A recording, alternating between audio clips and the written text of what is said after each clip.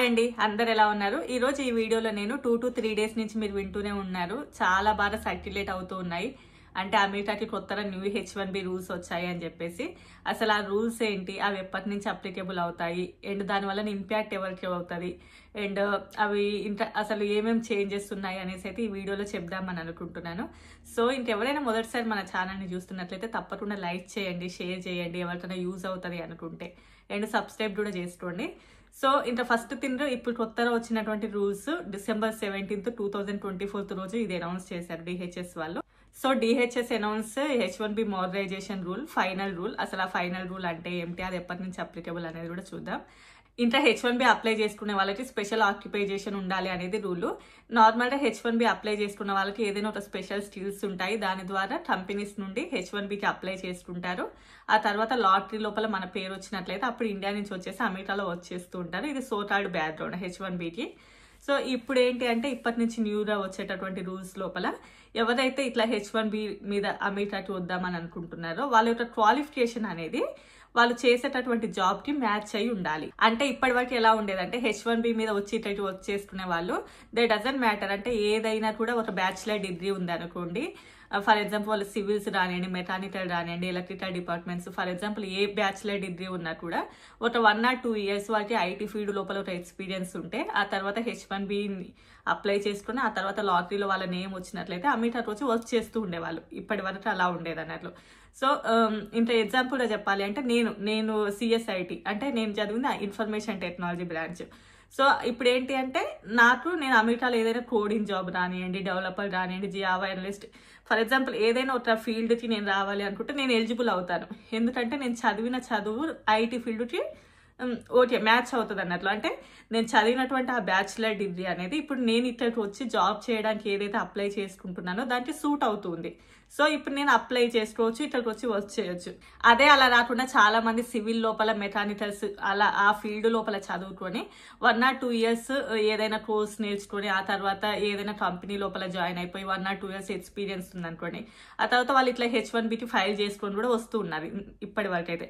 But ఇప్పటి నుంచి అలా ఎవరైతే ఇట్లా సివిల్స్, మెకానికల్ రానివ్వండి, లేదు అంటే వేరే అదర్ డిపార్ట్మెంట్స్ లోపల చదివిన వాళ్ళు, ఆ ఫీల్డ్ లో ఉన్న వాళ్ళు మళ్ళీ ఇందులోకి వద్దాము అనుకుంటే ఇప్పటి నుంచి మాత్రం వాళ్ళకి కుదరదు అన్నట్లు. ఎందుకు అంటే వాళ్ళు చదివిన చదువుకి అండ్ ఇప్పుడు వాళ్ళు వచ్చేసే జాబ్కి సూట్ అవ్వట్లేదు. ఇప్పుడు ఫర్ ఎగ్జాంపుల్ చెప్పాలి అంటే, మా అన్నయ్య ఉన్నారు. మా అన్నయ్య ఏంటి అంటే ఎలక్ట్రికల్ డిపార్ట్మెంట్ ఇంజనీరింగ్లో. సో ఇప్పుడు మా అన్నయ్య ఇక్కడికి రావాలి అని అనుకున్నాడు అనుకో, ఆల్రెడీ ఇప్పుడు ఇండియాలో ఐటీ ఫీల్డ్లో చేస్తూ ఉన్నారు. బట్ ఇక్కడికి రావాలి అని అనుకుంటే తనకి సూట్ అవ్వదు. ఫర్ ఎగ్జాంపుల్ అతను చదివిన దానికి ఒకవేళ ఎంబెడెడ్ మీద వచ్చేస్తా అంటే దెన్ ఓకే, ఎందుకంటే వాళ్ళు చదివిన దానికి సూట్ అవుతుంది.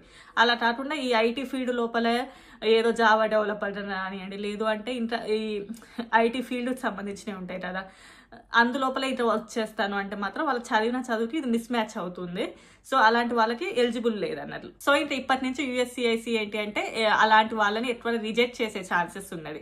సో ఈ H1Bని ఎక్కువ స్ట్రెంత్ చేస్తున్నారు. అంటే ఎవరైతే దానికి ఎలిజిబుల్ అయిన వాళ్ళకి దానికే అప్లికేబుల్ చేద్దామని చెప్పేసి చూస్తున్నారు. సో జాబ్కి అండ్ చదివిన చదువుకి ఈక్వాలెన్సీ ఉండాలి. అంటే ఇప్పుడు నేను చదివింది IT field, IT job okay, CSC చదివారంటే వాళ్ళకి కూడా ఈ కంప్యూటర్ ఫీల్డ్ ఓకే. అలా కాకుండా వేరే ఫీల్డ్ మీద ఉన్న వాళ్ళకి మాత్రం it's not suitable for their అనేది ఇక్కడ ప్రజెంట్ ఉన్నటువంటి టాపిక్. మరి అదేంటి, మరి ఆల్రెడీ ఎంతో మంది సివిల్స్ మీద, మెకానికల్ మీద అలా చదువుకున్న వాళ్ళు కూడా ఐటీ ఫీల్డ్ లోపల ఎక్స్పీరియన్స్ ఉన్న వాళ్ళు ఉంటారు కదా. సో వాళ్ళకి కూడా ఛాన్సెస్ అయితే ఉంటాయి. ఎలా అంటే 3 in 1 రూల్ అన్నట్లు. అంటే ఇప్పుడు అమెరికాకి వచ్చేసి ఎలా ఉంటుంది అంటే 16 సంవత్సరాల ఎడ్యుకేషన్ అయితే మినిమం ఉండాలి కదా. అంటే 2 years ఇంటర్ తర్వాత 4 years గ్రాడ్యుయేషన్ ఉండాలి. అంటే చాలా మంది బీటెక్ అయిపోయిన తర్వాత హయ్యర్ స్టడీస్ కోసమైనా అమెరికాకి వస్తూ ఉంటారు. లేదంటే 4 years అంటే 16 years ఎడ్యుకేషన్ తర్వాత ఏదైనా ఒక దాంట్లో కంపెనీస్ లోపల వర్క్ చేసైనా కూడా అమెరికాకి వస్తూ ఉంటారు.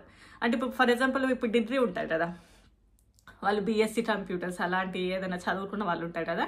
సో వాళ్ళు BSc కంప్యూటర్స్ చదివిన తర్వాత ఏదైనా ఐటీ ఫీల్డ్ లోపల వర్క్ చేస్తున్నారు ఇండియాలో. సో వాళ్ళకి ఎలిజిబుల్ ఉంటుంది అన్నట్లు. ఎందుకంటే వాళ్ళు ఆల్రెడీ ఒక 2 years అలా ఎక్స్పీరియన్స్ ఉంది అనుకోండి వాళ్ళకి, అది కూడా వాళ్ళకి 1 year డిగ్రీ లాగా కన్సిడర్ చేసి వాళ్ళకి కూడా ఛాన్సెస్ ఉంటాయి. ఆల్రెడీ ఒకవేళ 3-in-1 రూల్ అంటే ఇప్పుడు ఫర్ ఎగ్జాంపుల్ నేను సివిల్స్ అనుకోండి, నేను కాదు కానీ ఫర్ ఎగ్జాంపుల్ ఎవరైనా ఒక సివిల్ లోపల చదువుకున్నారు, కాకపోతే ఐటీ ఫీల్డ్లో వచ్చారు. ఐటీ ఫీల్డ్ లోపల ఆల్రెడీ ఒక 12 years ఎక్స్పీరియన్స్ ఉంది వాళ్ళకి, వాళ్ళు ఎలిజిబుల్ అవుతారు అన్నట్లు. ఎందుకంటే ఒక 4 years ఉంటుంది కదా, అంటే 4 years చదువుని ఒక ఇయర్ డిగ్రీ లాగా కన్సిడర్ చేసుకొని వాళ్ళకి మాత్రం ఛాన్సెస్ ఉంటుంది. అలా కాకుండా నేను ఒకవేళ సివిల్ బ్రాంచ్ వాళ్ళు ఎవరో ఉన్నారు, వాళ్ళు ఆల్రెడీ ఇండియాలో జాబ్ చేస్తున్నారు, వాళ్ళకి ఒక 2 సంవత్సరాల ఎక్స్పీరియన్స్ ఉంది, బట్ వాళ్ళు H1Bకి సూటబుల్ కాదన్నట్లు. ఎందుకంటే ఈ 3-in-1 రూల్ వాళ్ళకి కూడా అప్లికేబుల్ అవ్వదు. అంటే మినిమం ఒక 12 years ఎక్స్పీరియన్స్ ఉండాలి వేరే బ్రాంచెస్ వాళ్ళకి, అంటే సివిల్స్, మెకానికల్ ఫర్ ఎగ్జాంపుల్ ఇంకేదైనా ఉంటే వాళ్ళకి అట్లీస్ట్ అంత ఎక్స్పీరియన్స్ ఉండి వాళ్ళు ఇక్కడ వేరే జావా డెవలపర్ కానీ ఇన్ కేస్ ఏదైనా ఒక ఐటీ ఫీల్డ్కి సంబంధించిన జాబ్కి వాళ్ళు ఎలిజిబుల్ అవుతారు. కానీ నార్మల్గా వేరే ఫీల్డ్ లోపల చదువుకొని తర్వాత ఏదైనా ఒకటి నేర్చుకొని ఐటీ ఫీల్డ్కి వచ్చిన వాళ్ళు ఇప్పటి నుంచి H1B రూల్కి మాత్రం చాలా టఫ్ అన్నట్లు వాళ్ళకి. అంటే ఇంకా ఆ డిగ్రీ ఉన్న వాళ్ళు అమెరికాకి రాకూడదు అంటే అలా కాదు. ఫర్ ఎగ్జాంపుల్ సివిల్ అనుకోండి, వాళ్ళు ఆటో క్యాడ్ మీద వర్క్ చేయడానికి రావచ్చు. ఎలక్ట్రానిక్ అనుకోండి, వాళ్ళు ఎంబెడెడ్ మీద వర్క్ చేయడానికి రావచ్చు. అందులోపల మేము వర్క్ చేస్తామంటే దెన్ ఓకే.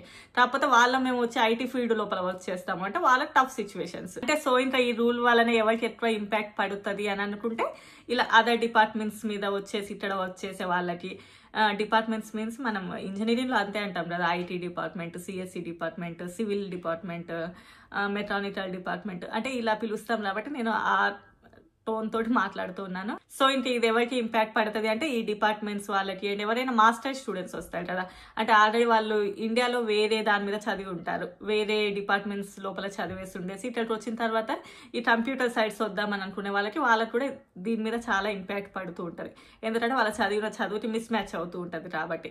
అండ్ వాళ్ళు H1Bకి అప్లై చేసుకోవాలి అనుకున్నా కూడా ఇది సూటబుల్ అవ్వదు. ఎందుకంటే వాళ్ళు చదివిన చదువుకి అప్లై చేసుకోవచ్చు. కాకపోతే ఈ ఐటీ ఫీల్డ్కి చాలా మంది అసలు యాక్చువల్గా అమెరికా అంటేనే మోస్ట్లీ ఐటీ ఫీల్డ్ కాబట్టి ఎక్కువ మంది ఇటు ఇంట్రెస్ట్ చూపిస్తారు కాబట్టి సో వాళ్ళకి కూడా ఈ కొత్తగా వచ్చేటటువంటి రూల్ అప్లికబుల్ అవుతుంది. వాళ్ళకు కూడా వాళ్ళ చదివిన చదువుకి సంబంధించింది కాకుండా వేరే దాంట్ లోపల వస్తాను అంటే వాళ్ళకు కూడా ఇది చాలా వరకు ఇంపాక్ట్ అయ్యే ఛాన్సెస్ ఉంటాయి. ఇంకా నెక్స్ట్ దీని మీద ఎవరికి ఇంపాక్ట్ ఉంటుంది అని అనుకుంటే ఇప్పుడు కొత్తగా వస్తాయి కదా H1B నెక్స్ట్ ఇయర్ ప్రాసెస్ చేసుకోవాలి అని అనుకునే వాళ్ళు, ఆల్రెడీ వేరే డిపార్ట్మెంట్స్ లోపల చదువుకునేసి ఇప్పుడు నెక్స్ట్ ఇట్లా ప్రాసెస్ చేసుకోవాలి అని అమెరికాకి రావడానికి ట్రై చేస్తూ 1 or 2 years ఎక్స్పీరియన్స్ ఉంది అనుకోండి ఐటీ ఫీల్డ్ లోపల, వాళ్ళు US వద్దామని అనుకుంటే వాళ్ళకి మాత్రం ఇది టఫ్ అన్నట్లు. ఎందుకు అంటే వాళ్ళు చదివిన చదువుకి అండ్ నెక్స్ట్ H1B ప్రాసెస్ చేసుకునేటప్పుడు అక్కడ వాళ్ళు అడుగుతారు అన్నట్లు, అంటే నీ క్వాలిఫికేషన్ ఏంటి, అంటే నువ్వు చదివిన చదువుకి రాదు కదా, నువ్వు వెళ్ళి జాబ్ చేయాలి అని అనుకునేది, నువ్వు ఏదో చదువుకునేసి ఇప్పుడు నేను కంప్యూటర్లో చేస్తాను అది సో నీకు సూట్ అవ్వదు అని చెప్పేసి ఇప్పుడు న్యూగా వచ్చినటువంటి రూల్ అన్నట్లు. ఒకవేళ చేసుకోవచ్చు, చెప్పారు కదా, ఒకవేళ 12 years ఎక్స్పీరియన్స్ అంతా నీకు ఉన్నది అనుకుంటే దే ఆర్ ఎలిజిబుల్. కానీ అలా కాకుండా ఇప్పుడు న్యూరానే సివిల్ లోపల నువ్వు గ్రాడ్యుయేట్ అవుతావు, కాకపోతే ఆ తర్వాత ఏదో ఒక 2 years అయితే నువ్వు నేర్చుకున్నావు, ఆల్రెడీ ఒక దాంట్లో వర్క్ చేస్తున్నావు, నీకు ఒక 1 year or 2 years ఎక్స్పీరియన్స్ ఉంది, సో నువ్వు సూటబుల్ కాదన్నట్టు ఇంకా అమెరికాలో ఈ ఫీల్డ్కి రావడానికి, ఐటీ ఫీల్డ్ రావడానికి నువ్వు సూటబుల్ కాదు. సో ఇప్పుడు కొత్తగా ఎవరైతే H1B మీద అమెరికాకి వాళ్ళు చదివిన చదువు రాకుండా వేరే దాని మీద వద్దామా అనుకుంటే వాళ్ళకి మాత్రం చాలా వరకు ఇంపాక్ట్ ఉంటుంది. బట్ నువ్వు చదివిన చదువు మీద వద్దాం అనుకుంటే then okay. And next thing ఎవరైనా ఇక్కడ H1Bల మీద వర్క్ చేస్తూ ఉన్నారు, ఆల్రెడీ ప్రజెంట్ ఇక్కడ వర్క్ చేస్తున్న తర్వాత వాళ్ళు వీసాలని ఎక్స్టెన్షన్స్ కోసం వెళ్తారు కదా, ఎక్స్టెన్షన్ కోసం వెళ్ళినప్పుడు కూడా అప్పుడు వాళ్ళని కూడా అడిగే ఛాన్సెస్ ఉంది. వాళ్ళకి అంత ఎక్స్పీరియన్స్ లేకుండా ఆల్రెడీ నార్మల్గానే ఒక 2 to 3 years నుంచి ఇక్కడ వర్క్ చేస్తూ ఆ తర్వాత ఎక్స్టెన్షన్స్కి వెళ్ళినప్పుడు అప్పుడు వాళ్ళకు కూడా RFE పడే ఛాన్సెస్ అయితే ఎక్కువగా ఉన్నాయి. ఎందుకంటే సేమ్ ఇదే రూల్ వాళ్ళకు కూడా అప్లై అవుతుంది కాబట్టి వాళ్ళకి RFE పడేసి సో అసలు నువ్వు ఎందుకు ఇక్కడ అంటే రిక్వెస్ట్ ఫర్ ఎవిడెన్స్ ఉంటుంది కదా, అది పడే ఛాన్సెస్ అయితే వాళ్ళకు కూడా ఎక్కువగా ఉంటాయి, వాళ్ళకు కూడా ఇంపాక్ట్ ఉండొచ్చు. అండ్ అదేవిధంగా మాస్టర్ స్టూడెంట్స్ సివిల్స్ రానివ్వండి, మెకానికల్స్ రానివ్వండి, అందులోపల చదువుకొని ఆ తర్వాత మాస్టర్స్ కోసం ఇట్లా కంప్యూటర్ సైన్స్ చదువుతాము ఇలాంటివి చేస్తాను అంటే వాళ్ళకు కూడా ఇది అవుతుంది అన్నట్టు, అంటే అప్లికేబుల్ అన్నట్లు. అంటే నువ్వు చదివింది అది కదా, మళ్ళీ మాస్టర్స్ కోసం మళ్ళీ కంప్యూటర్ సైన్స్ ఏంటి, సో అప్పుడు మీరు ఐటీ డిగ్రీ చూపించాల్సి ఉంటుంది. సో ఇవన్నీ కూడా ఇప్పుడు న్యూరా వచ్చే వాళ్ళకి ఇవన్నీ అప్లై అవుతాయి కాబట్టి వాళ్ళందరికీ కూడా దీని మీద కొంచెం ఇంపాక్ట్ పడే ఛాన్సెస్ అయితే ఎక్కువగా ఉంటాయి. నెక్స్ట్ థింగ్ ఇది H1Bల మీద జాబ్ చేసే వాళ్ళే కాకుండా జాబ్స్ ఇచ్చే వాళ్ళ మీద కూడా కొంచెం ఇంపాక్ట్ ఉంటుంది. ఎందుకంటే ఇప్పుడు మనం H1Bకి అప్లై చేసుకోవాలనుకోండి, మనకి ఇక్కడ ప్రాపర్ పొజిషన్ అంటూ ఒకటి ఉండాలి, ఒక వ్యాలిడ్ పొజిషన్ ఉండాలి, అండ్ వాళ్ళకి ఎంత శాలరీస్ ఇస్తున్నారు అవన్నీ కూడా ఇప్పుడు నెక్స్ట్ నుంచి కంపెనీస్ చూపించాల్సి ఉంటుంది. ఇంతకుముందు ఎలా ఉండేదంటే ఫర్ ఎగ్జాంపుల్ ఒక కన్సల్టెన్సీ ఉంది అనుకోండి, అసలు ఇక్కడ H1B పొజిషన్ ఉంటుందా లేదా అదంతా కూడా ఏది ఉండదు. ఎలా ఉంటారు అంటే ఒక H1Bని అయితే ఫైల్ చేసుకుంటారు. ఆ తర్వాత నుంచి ఇక్కడికి వచ్చిన తర్వాత కొంతమంది జాబ్స్ ఎత్తుక్కునే వాళ్ళు కూడా ఉన్నారు. అంటే అదంతా కూడా కొంచెం ఇల్లీగల్ ప్రాసెస్ ఏదైతే ఉంటుందో ఇప్పటి నుంచి వాటన్నిటికి కూడా బ్రేక్ పడుతున్నట్లే. ఎందుకంటే ఇప్పటి నుంచి మీరు అంటే H1Bని అప్లై చేస్తున్నప్పుడు మీరు కరెక్ట్గా ఒక పొజిషన్ అయితే ఉండాలి అమెరికాలో. అండ్ ఆ పొజిషన్ మీద అంటే ఏ పొజిషన్ మీద వస్తున్నారు వాళ్ళు ఇక్కడికి, అండ్ వాళ్ళకి ఎంత శాలరీస్ ఇస్తున్నారు, అండ్ దానికి సోతాడ్ బ్యాక్గ్రౌండ్ మొత్తం కూడా ఇప్పుడు వెరిఫికేషన్లో మంచిగా చూపించాల్సి ఉంటుంది. అలా కాకుండా ఏదో ఇంత ఉల్టా పల్టారా ఏదో ఒక విధంగా H1B వేయించుకుందాం, ఏదో ఒక కన్సల్టెన్సీని చూసుకుని ఏదో ఒక విధంగా H1B ఫైల్ చేయించుకుందాం అనే విధంగా కూడా ఉండకపోవచ్చు. ఎందుకంటే స్ట్రిక్ట్ రూల్స్ అయితే H1Bకి అయితే తప్పకుండా ఉన్నాయి. ఆల్రెడీ లాస్ట్ ఇయరే ఉన్నాయి, అండ్ ఈ ఇయర్ కూడా ఇంకొంచెం స్ట్రిక్ట్గా ఉన్నాయి ఈ రూల్స్. ఏంటంటే ఎవరు పడితే వాళ్ళు H1Bలో వేసుకోలేరు. ఎందుకంటే చాలా మంది వ్యాలిడ్ పొజిషన్స్ లేకుండానే వేసుకుంటూ ఉన్నారు. సో ఇప్పటి నుంచి ఇట్లా ఇల్లీగల్గా చేసేటి చాలా వరకు తగ్గుతాయి. ఎవరైతే లీగల్గా పొజిషన్ కోసం చూస్తున్నారో, ఎవరైతే వ్యాలిడ్ పొజిషన్స్ కోసం చూస్తున్నారో వాళ్ళకి మాత్రం ఎక్కువ మంచి బెనిఫిట్స్ ఉంటాయి. అండ్ నెక్స్ట్ థింగ్ ఏంటంటే ఎవరైతే ఇప్పుడు న్యూగా ఫర్ ఎగ్జాంపుల్ OPT 3 years ఉంటుంది కదా వాళ్ళకి, 3 years లోపల వాళ్ళు H1B వేసుకున్నారు. 2 years వాళ్ళకి అసలు H1B పిట్ అవ్వలేదు, బట్ లాస్ట్ ఇయర్ వాళ్ళకి H1B పిట్ అయింది. ఆ టైంలో ఏంటంటే ఫర్ ఎగ్జాంపుల్ ఈసారి H1B పిట్ అయింది, ఇంకో 2 to 3 months లోపల వాళ్ళ OPT పీరియడ్ అనేది అయిపోతూ ఉంది.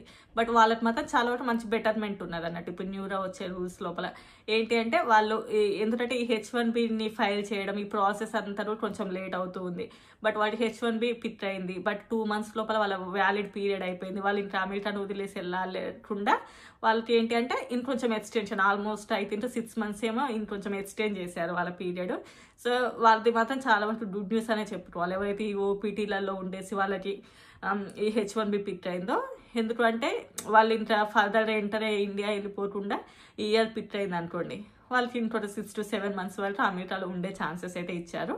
సో అదేంటి అంటే చాలా వరకు వాళ్ళ గుడ్ న్యూస్, బెటర్ న్యూస్ అని చెప్పాలి. అండ్ ఇంకా నెక్స్ట్ ఫర్ ఎగ్జాంపుల్ చెప్పాలి అంటే కొంతమంది న్యూయార్క్లో వర్క్ చేస్తూ ఉన్నారు అనుకోండి. ఇప్పుడు రిమోట్ కదా, అంటే చాలా మంది కూడా వర్క్ ఫ్రమ్ హోమ్ ఆప్షన్స్ వచ్చిన తర్వాత వాళ్ళు ఒక చోట ఒక స్టేట్లో వర్క్ చేస్తూ ఆ స్టేట్ నుంచి ఇంకో చోటికి కానీ లేదంటే ఆ ఏరియా నుంచి ఇంకో ఏరియా చేంజ్ అయినప్పుడు తప్పకుండా కూడా వాళ్ళ శాలరీస్ అనేవి చేంజ్ అవుతూ ఉంటాయి. ఇక్కడ ఆల్రెడీ నేను చాలాసార్లు చెప్పాను కదా, వాళ్ళు ఉండేటటువంటి స్టేట్స్ని బట్టి ట్యాక్సెస్ని బట్టి శాలరీస్ అనేవి చేంజ్ అవుతూ ఉంటాయి. కాబట్టి అలా చేంజ్ అయినప్పుడు తప్పకుండా కూడా మీ యొక్క స్టేటస్ని కూడా చేంజ్ చేసుకుంటూ ఉండాలి. అంటే నువ్వు హై శాలరీ ఇస్తున్న చోట వర్క్ చేస్తూ ఆ శాలరీ తీసుకుంటూ నువ్వు ఎక్కడో నార్మల్ ఏరియాలలో ఉంటాను అంటే కుదరదు అన్నట్లు. సో ఇలాంటివి కూడా ఇంకా కొత్తగా అయితే రూల్స్ వస్తున్నాయంట. సో నేను ఇంకా ఆల్మోస్ట్ ఏమేమి చేంజ్ అవుతున్నది అనేసి నాకు తెలిసిన ఇన్ఫర్మేషన్ బట్టి మీకు ఇచ్చాను. ఇంకా డెసిషన్ అనేది ఫైనల్గా మీదే. మీకు ఇంక ఈ వీడియో ఎలా అనిపించిందో తప్పకుండా నాకు కామెంట్ సెక్షన్లో తెలియజేయండి. మీకు ఏమైనా తెలిసినవి ఉన్నా కూడా కామెంట్ చేయండి. అండ్ చూద్దాం ఇంకా న్యూగా ఏమైనా రూల్స్ వచ్చినా, ఇంకా నేను చెప్పలేనివి ఏమైనా ఉన్నా కూడా ఇంకా తెలుసుకుని అయితే మీకు చెప్పడానికి ట్రై చేస్తాను. ఇంత వీడియో నచ్చితే తప్పకుండా లైక్ చేయండి. Bye bye.